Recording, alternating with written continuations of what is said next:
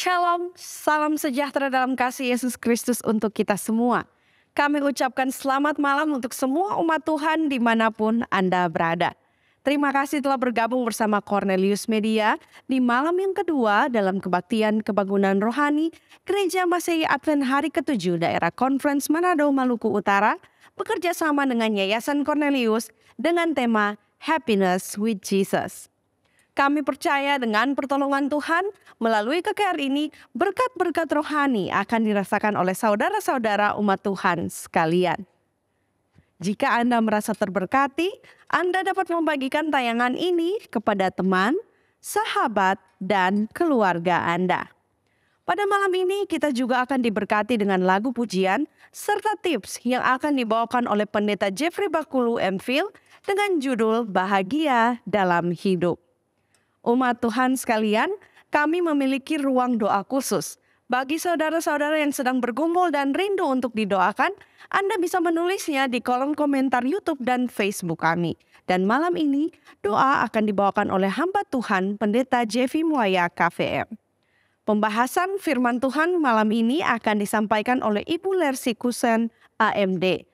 Mari kita ikuti KKR ini dengan menyanyi lagu buka yang akan dipandu oleh praise team, dilanjutkan dengan doa buka.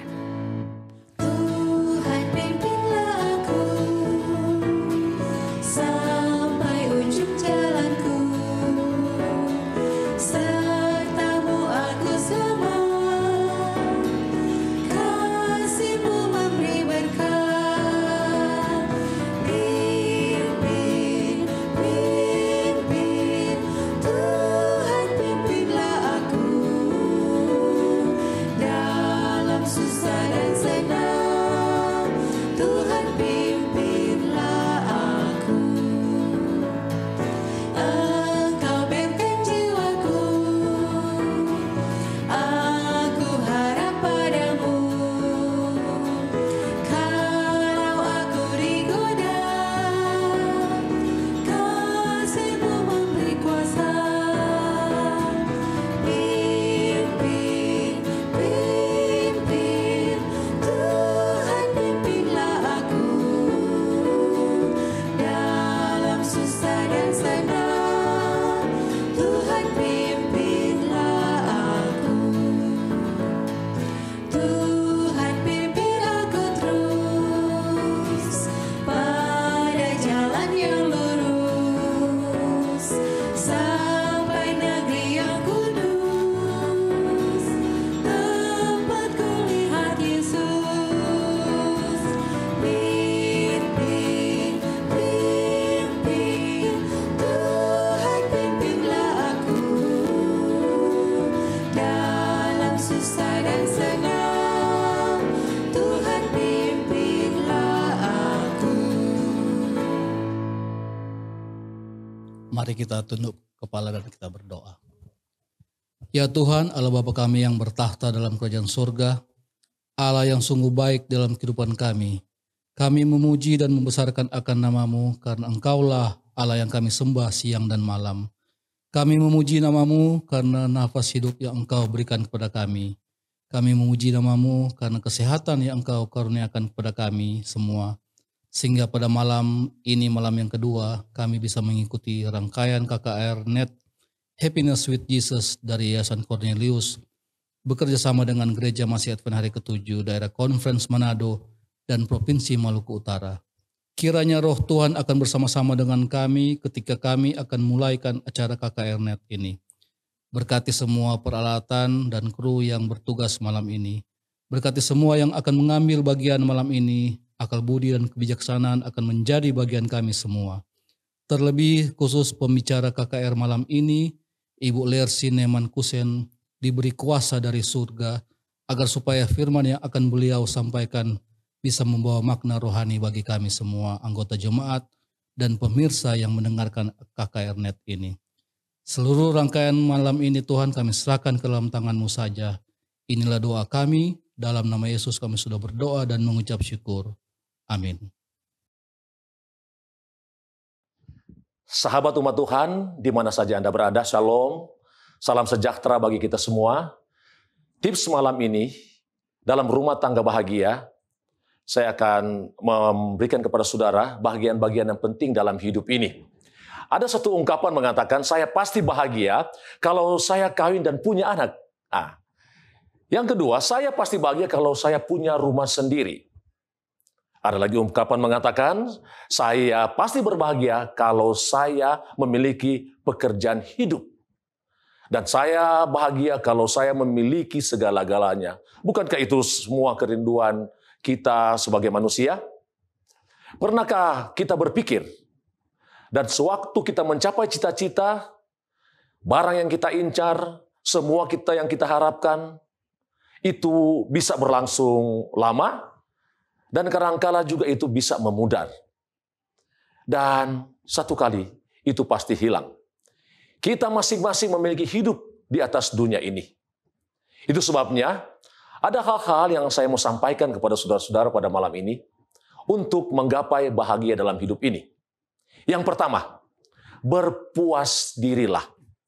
Memang kita semua membutuhkan uang, bukan? Uang itu adalah bagian hidup yang akan kita cari untuk memberikan sukacita bagi kita atau kebahagiaan. Uang adalah perlindungan. Ada seorang bijaksana yang menulis dalam Alkitab, dalam Pengkhotbah 1 ayat 13, Pengkhotbah 2 ayat 10, dia mengatakan begini, orang yang mencintai perak tidak akan dipuaskan dengan perak.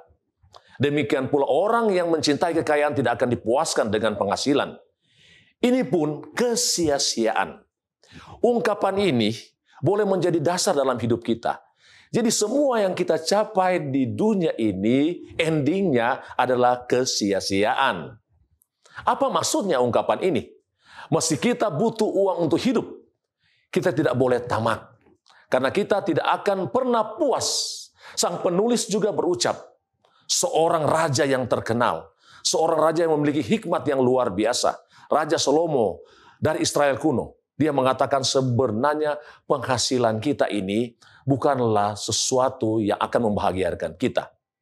Apapun yang kita temukan di atas dunia ini, mata yang kita lihat tidak akan dapat menjawab kebahagiaan. Tulisannya mengatakan, aku tidak menahan hatiku dari segala jenis sukacita ketika aku mendapatkannya. Berpuas diri dengan kekayaan yang kita dapatkan akan memberikan kita sukacita, tapi belum tentu menjamin kebahagiaan. Tapi ketika kita berpuas diri, apa saja yang kita dapatkan, kita akan merasa bahagia dan senang. Berpuas dirilah sehingga kita boleh menggapai sesuatu yang akan memberikan sukacita bagi kita. Yang kedua, janganlah dengki. Kedengkian adalah perasaan kesal atau tidak suka sewaktu menyadari kelebihan seseorang yang disertai keinginan untuk memiliki kehidupan yang sama. Kalau kita melihat seorang memiliki harta dan kita hendak mencapai itu dan kita tidak mencapainya, kita sudah tidak enak terhadap orang itu. Jadi dengki ini berasal dari perasaan yang tidak suka terhadap orang lain bila dia memiliki sesuatu yang lebih dari kita. Bagaimana kedengkian itu bisa timbul? Ini pertanyaannya. Apakah kita memiliki dan mengenal sifat kedengkian itu? Bagaimana kita menyingkirkannya? Menurut Encyclopedia of Social Psychology, sebuah buku tentang hubungan antar manusia, seseorang biasanya dengki terhadap orang lain atau sebaya dengan dia, atau yang memiliki pengalaman atau latar belakang yang dengannya dia dapat mencapai. Misalnya seorang pedagang mungkin tidak dengki terhadap seorang bintang film terkenal, tapi ia mungkin dengki terhadap sesama pedagang yang telah berhasil. Jadi hal ini akan membuat kita rasa tidak enak terhadap orang lain bila mana kita memiliki kedengkian.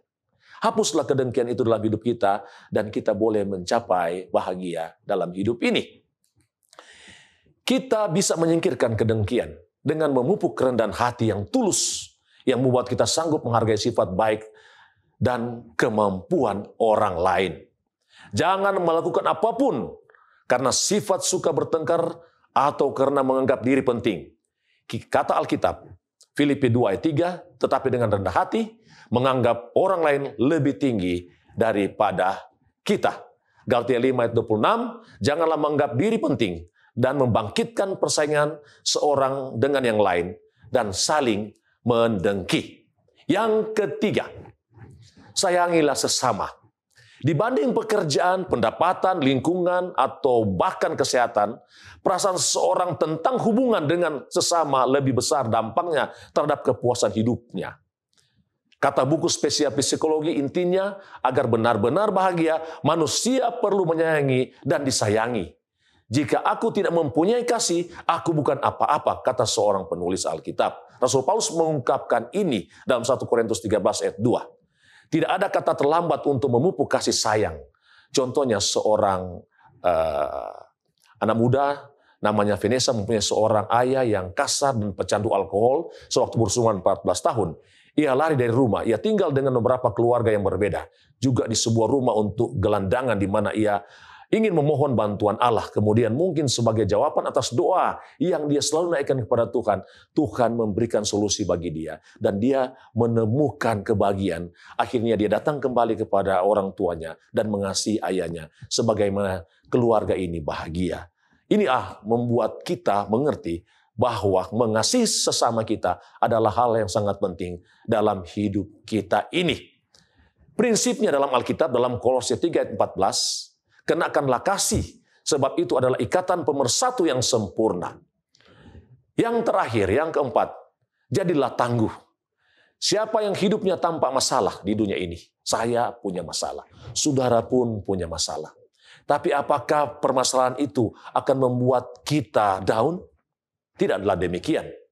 Seperti apa yang Alkitab katakan, waktu ada kita di dunia ini, kita pergunakan dengan sebaik-baiknya. Karena di dunia ini hidup diatur dengan waktu.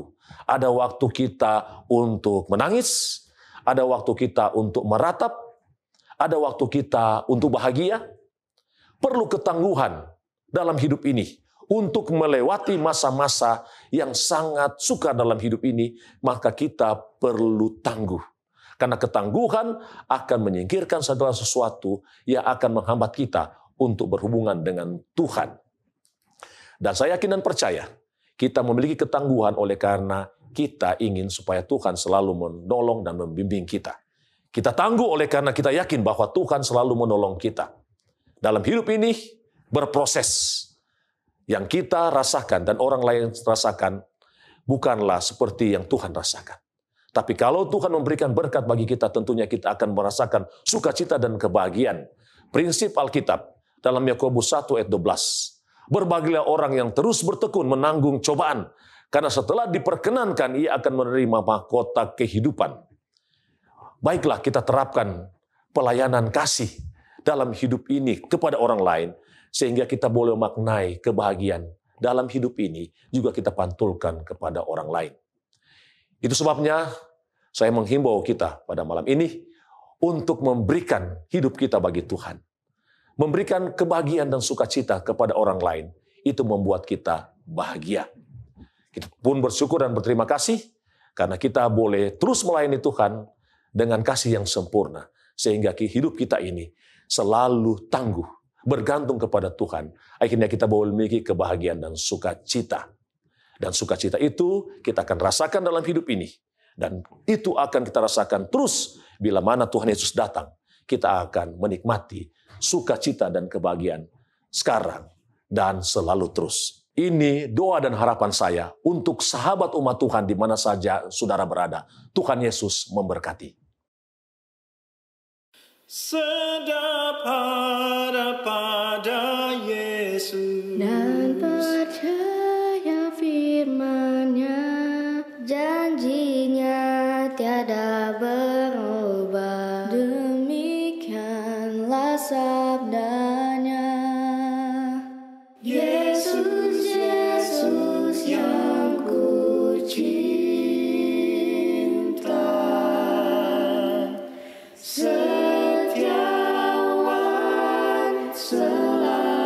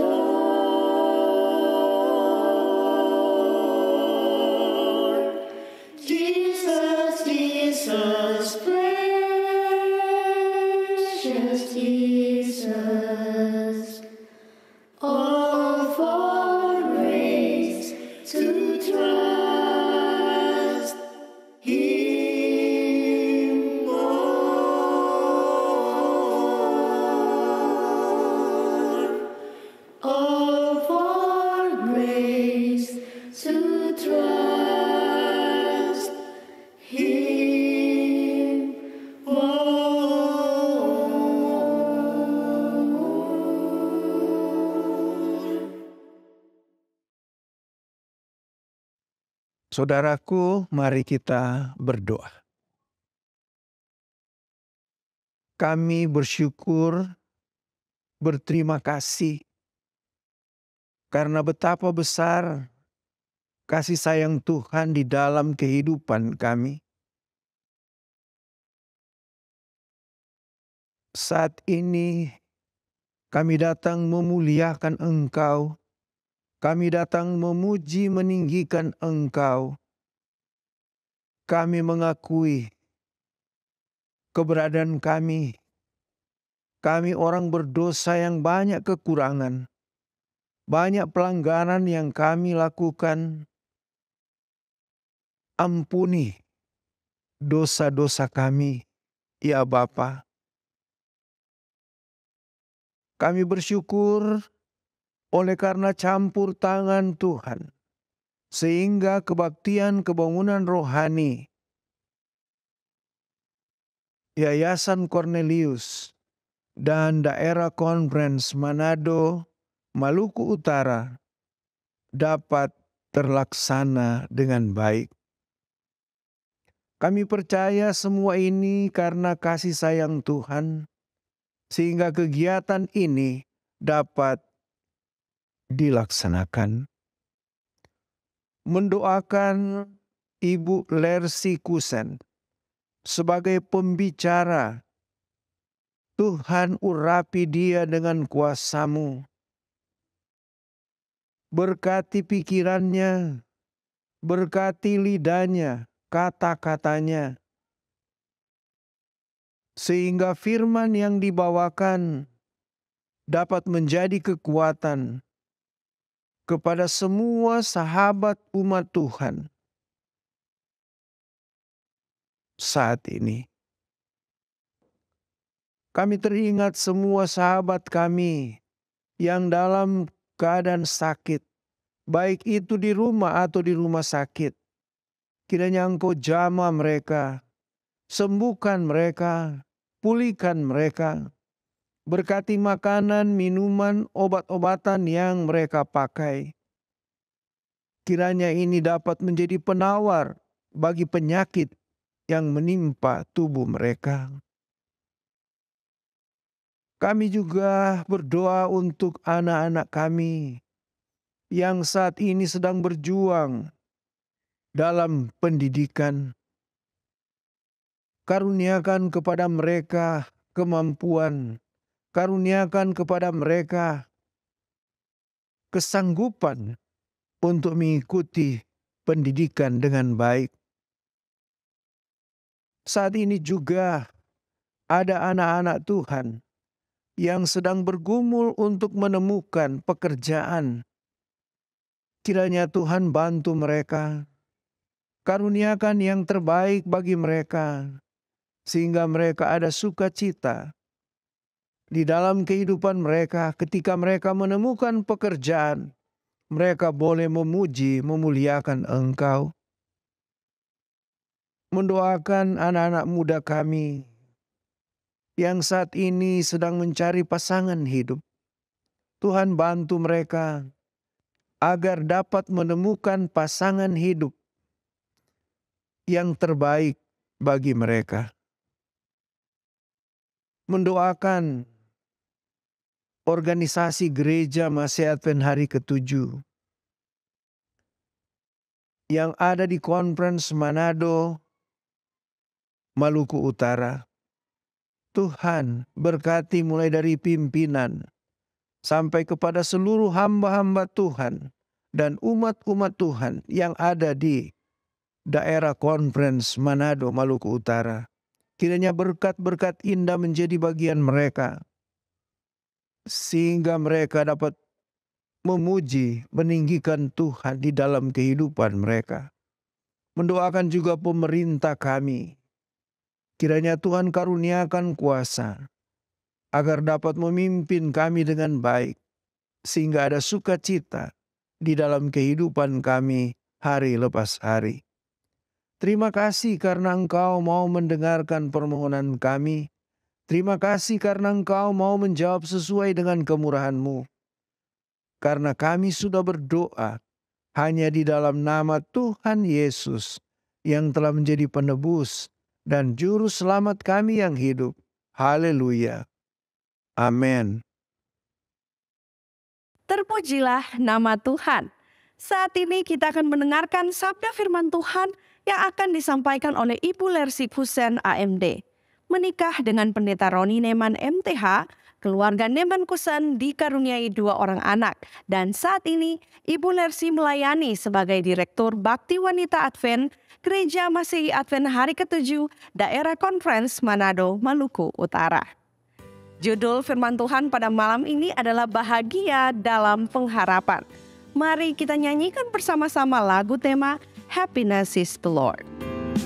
Happiness is to know the Savior, living a life within His favor, having a change in my behavior. Happiness is the Lord. Happiness is a new creation, Jesus and me in close relation, having a part in His salvation. Happiness is the Lord. Real joy is mine, no matter if teardrops start. I found the secret, it's Jesus in my heart. Happiness is to be forgiven, living a life that's worth the living, taking a trip that leads to heaven. Happiness is the Lord. Happiness is the Lord.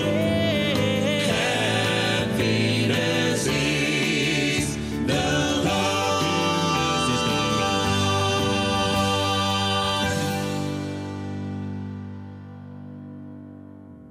Selamat malam umat-umat Tuhan dimanapun Anda berada. Selamat bergabung dalam KKR Net, bahagia bersama Yesus. Di malam yang kedua ini, kembali kita akan belajar firman Tuhan.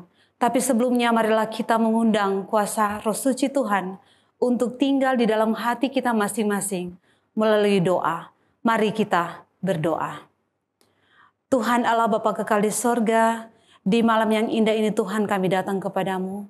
Tuhan kami memohon kiranya Engkau mengirimkan Roh-Mu yang kudus tinggal bersama-sama dengan kami.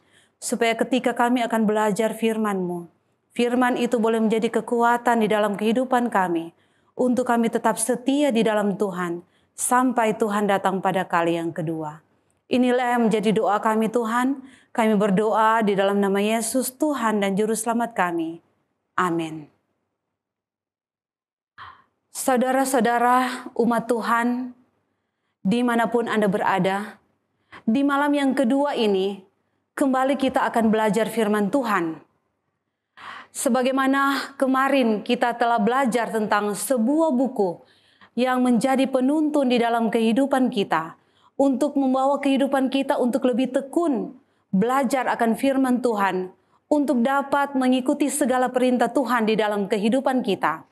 Malam ini kita memiliki tema bahagia di dalam pengharapan. Di malam yang kedua ini, sebagaimana firman Tuhan di dalam Alkitab, kita akan terus melihat pengharapan-pengharapan yang Tuhan telah sediakan di dalam kehidupan kita semua.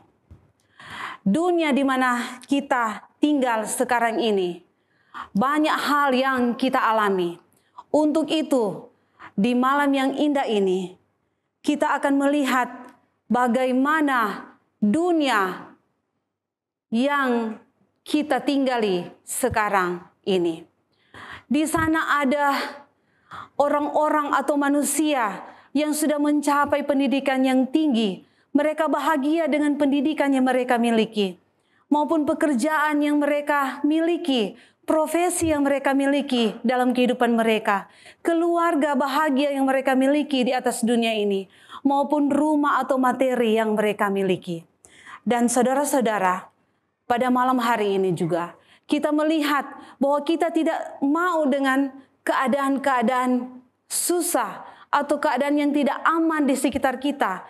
Karena di sekitar kita terjadi banyak sekali peristiwa.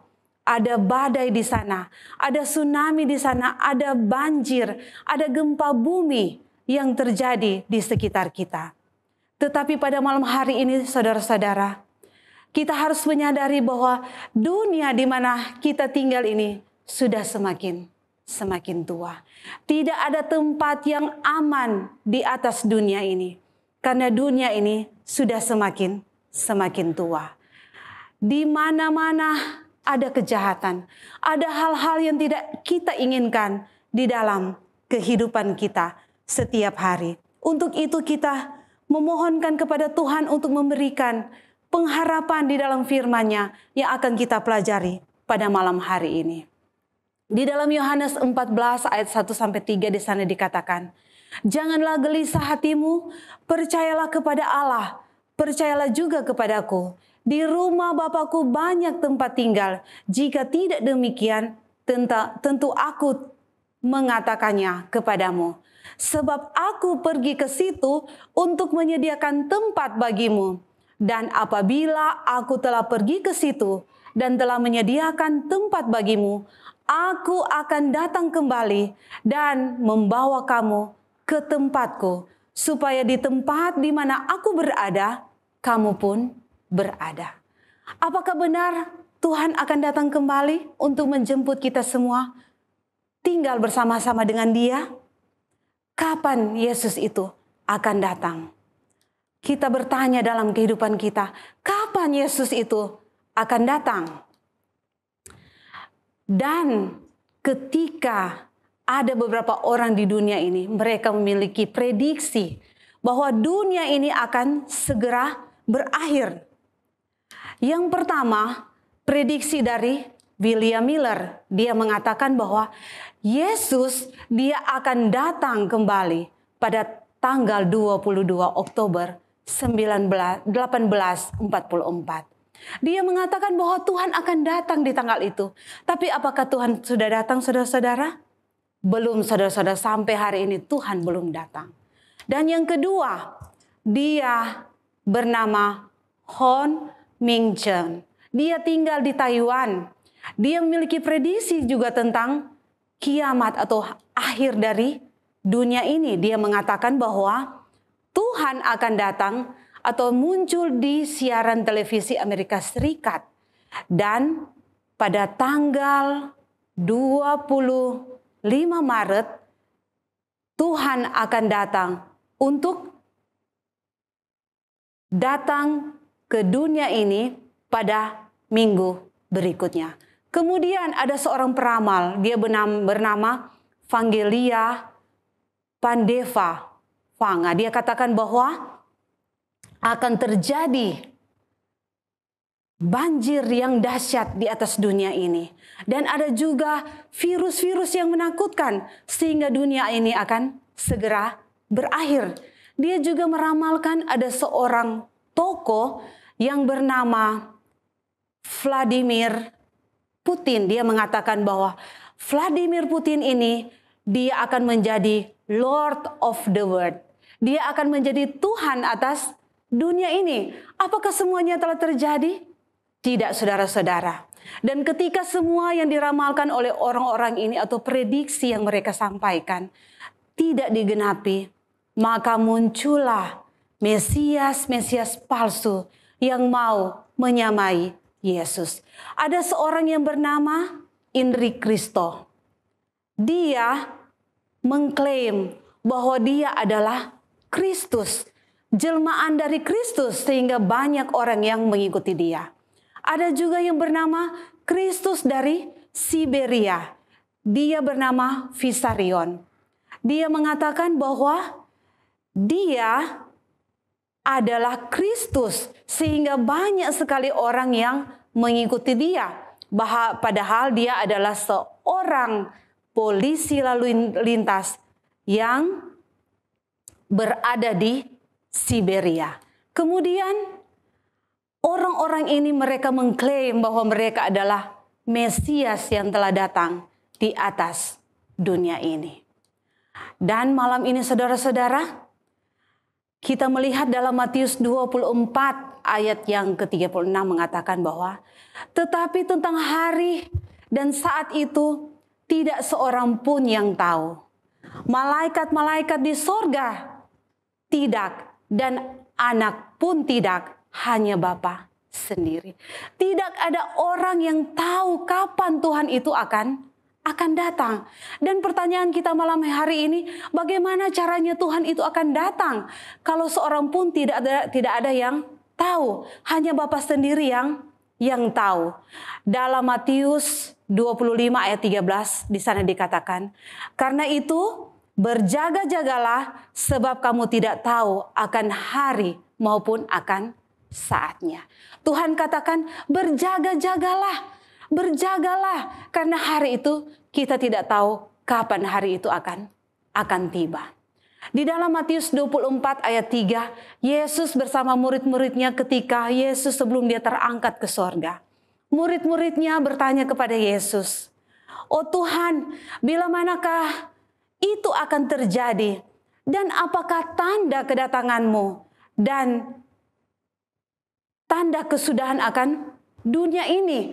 Murid-murid bertanya kepada Yesus, "Tuhan, apakah tanda kedatanganmu yang kedua kali? Untuk kami boleh tahu apa yang akan terjadi ketika engkau akan terangkat ke sorga." Di sini ada 6 tanda yang Tuhan sampaikan kepada murid-muridnya. Di dalam Lukas pasal 21 ayat 10 sampai 11 dan Lukas 21 ayatnya yang ke-25. Di dalam Lukas 21 ayat 10 dan 11 dikatakan, ia berkata kepada mereka, bangsa akan bangkit melawan bangsa dan kerajaan melawan kerajaan, dan akan terjadi gempa bumi yang dahsyat di berbagai tempat. Akan ada penyakit sampar dan kelaparan, dan akan terjadi juga hal-hal yang mengejutkan dan tanda-tanda yang dahsyat dari langit. Di dalam Lukas 11 ayat yang ke-25, dan akan ada tanda-tanda pada matahari dan pada bulan dan bintang-bintang, dan di bumi bangsa-bangsa akan takut dan bingung menghadapi deru gelora laut. Tuhan telah memberikan 6 tanda kepada murid-muridnya. Yang pertama, peperangan. Yang kedua, gempa bumi. Yang ketiga, balas sampar. Yang keempat, kelaparan. Yang kelima, tanda yang dahsyat di langit. Yang keenam, deru dan gelora laut. Kita lihat tanda yang pertama, yaitu perang. Sebagaimana di dalam buku Lukas, bahwa tanda yang pertama di sana akan ada peperangan.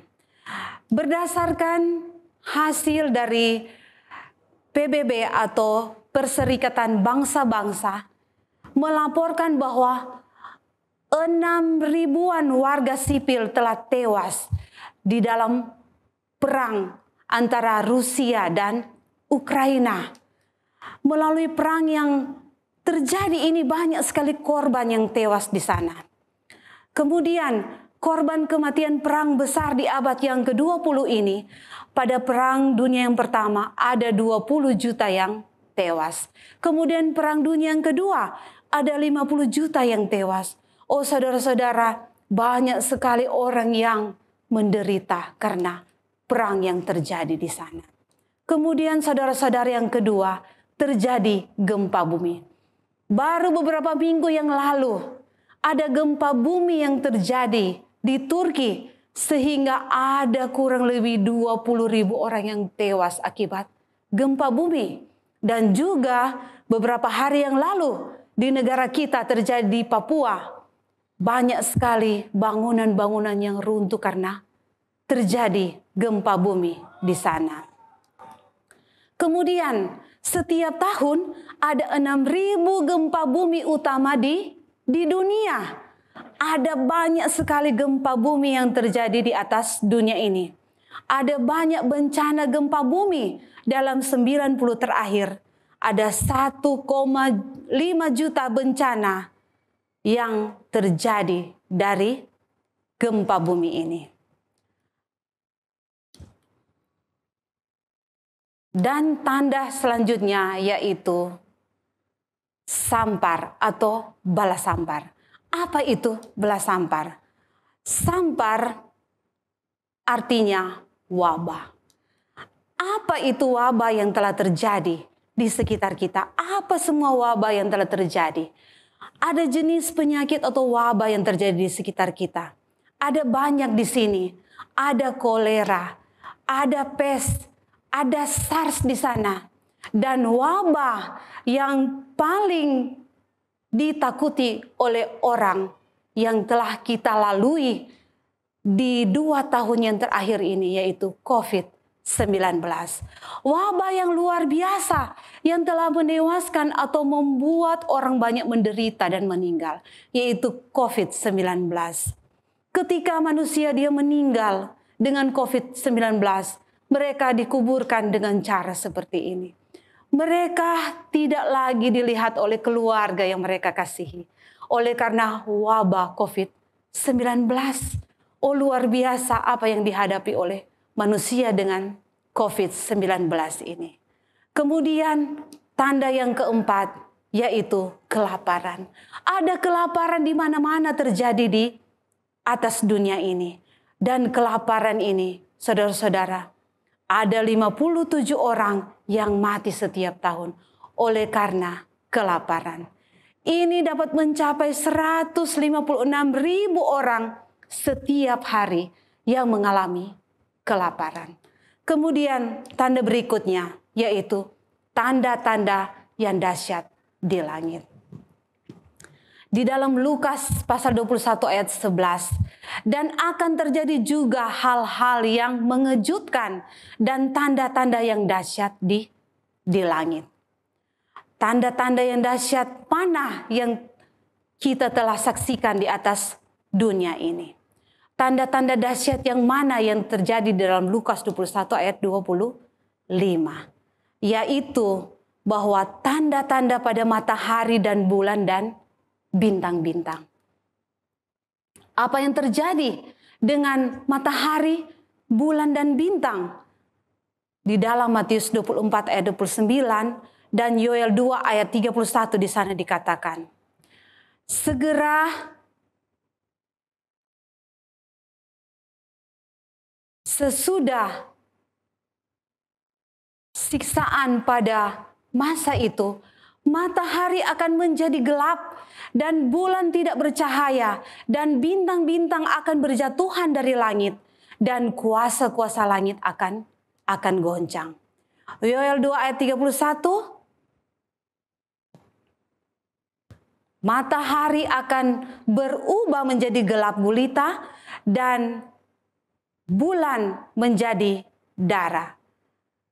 Saudara-saudara, kita melihat apa yang terjadi dengan matahari, bulan, dan bintang. Matius 24 ayat 29 dikatakan, dan di dalam Yoel 2 ayat 31 bahwa matahari akan menjadi gelap, bulan tidak bercahaya, bintang-bintang akan berjatuhan dari langit, dan matahari akan berubah menjadi gelap dan bulan menjadi seperti darah warnanya. Apakah ini semua sudah terjadi? Ya, peristiwa sejarah mencatat bahwa pada tanggal 19 Mei 1788 telah terjadi keanehan di alam. Bahwa di siang hari matahari berubah menjadi gelap. Kemudian peristiwa tanggal 19 Mei 1790 bahwa bulan terlihat sempurna tetapi dia berubah warna menjadi berwarna darah atau berwarna merah. Tanda yang keenam, deru dan gelora laut. Lukas 21 ayat 28. Dan di bumi bangsa-bangsa akan takut dan bingung menghadapi deru dan gelora laut. Kalau kita menyaksikan bagaimana tsunami itu, gelora laut yang sangat kencang, yang sangat ditakuti oleh orang-orang yang ada di sekitar di mana tsunami ini terjadi. Dan deru dan gelora laut ini sudah terjadi dan banyak memakan korban. Ini terjadi di salah satu negara, bagaimana kapal-kapal yang kuat boleh diombang-ambingkan oleh deru dan gelora laut yang sangat hebat. Jadi kita telah belajar ada 6 tanda yang Tuhan telah sampaikan kepada kita di dalam Lukas 21 ayat 10, ayat 11 dan ayat yang ke-25. Yaitu peperangan, gempa bumi, bala sampar, kelaparan, tanda yang dahsyat di langit, dan juga deru dan gelora laut. Saudara-saudara, dalam Lukas 21 ayatnya yang ke-20,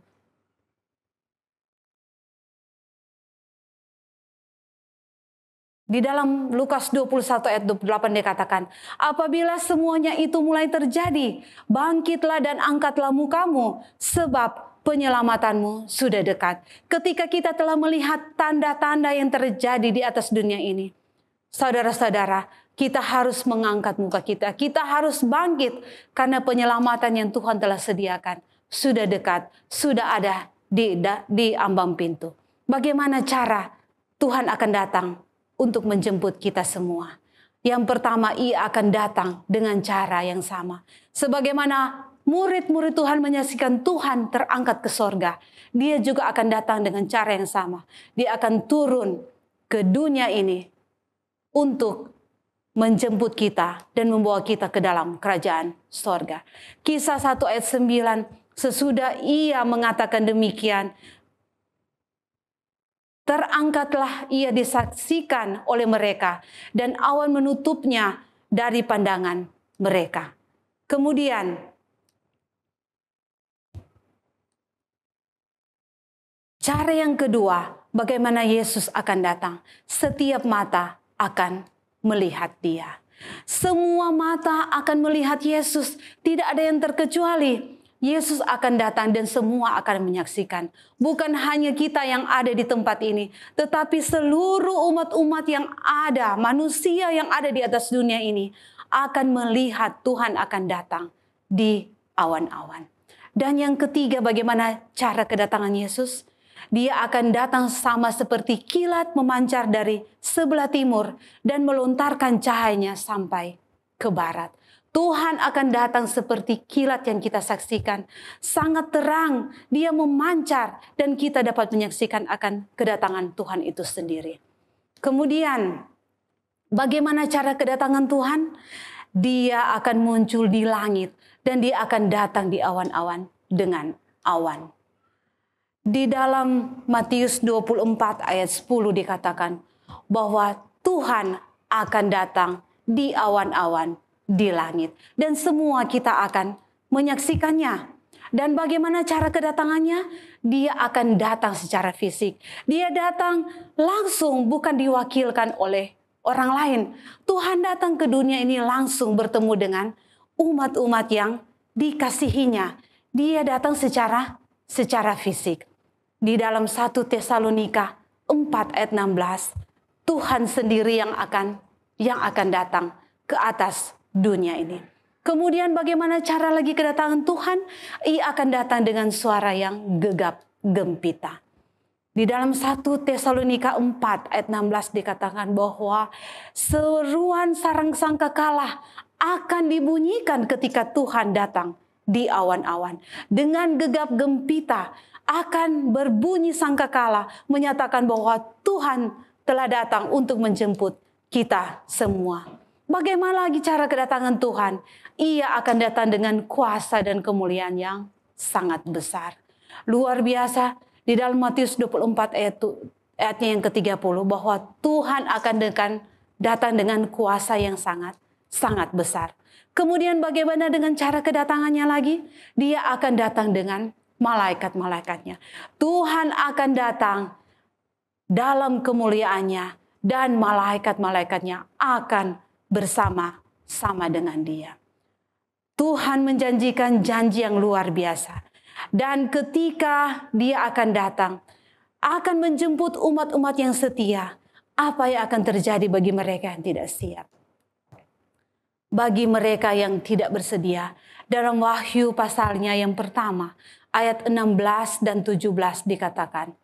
Dalam Wahyu 6 ayat 16 dan 17 dikatakan bahwa orang-orang yang tidak bersedia, mereka berseru kepada gunung batu untuk menimpa mereka karena mereka tidak tahan melihat kemuliaan Tuhan yang sudah datang untuk menjemput umat-umat tebusan yang telah bersedia untuk datang kepada Tuhan.